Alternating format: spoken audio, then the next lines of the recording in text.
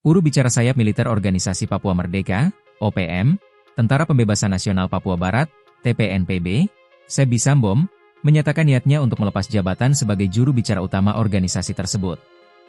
Sebi Sambom mengungkapkan, rencana pengunduran diri itu didorong keinginannya untuk lebih fokus pada aktivitas diplomatik, khususnya yang berkaitan dengan pengadaan perlengkapan militer guna menunjang kebutuhan personel TPNPB.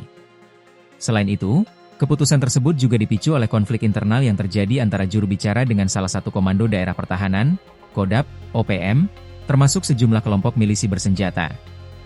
Namun, Sambom tidak menjelaskan secara rinci bentuk konflik yang dimaksud. Pernyataan tersebut disampaikan Sambom dalam wawancara dengan koresponden melalui aplikasi pesan singkat, saat dirinya berada di wilayah perbatasan Papua Nugini, PNG, Jumat, 26 Desember 2025. Dalam keterangannya, Sambom menyebut hingga kini belum ada figur yang dinilai layak untuk menggantikan posisinya sebagai juru bicara TPNPB OPM. Ia juga menuding adanya pengkhianatan di dalam tubuh organisasi. Menurut Sambom, pengkhianatan itu dilakukan oleh pimpinan salah satu Kodap OPM beserta anak buahnya yang dinilai bergerak di luar garis perjuangan TPNPB OPM. Sambom mengaku telah mengajukan pengunduran diri secara lisan sekitar 2 bulan lalu.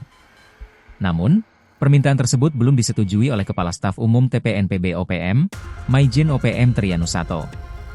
Penolakan itu, kata Sambom, didasarkan pada alasan belum adanya sosok yang dinilai setara dan mampu menggantikan perannya sebagai juru bicara organisasi.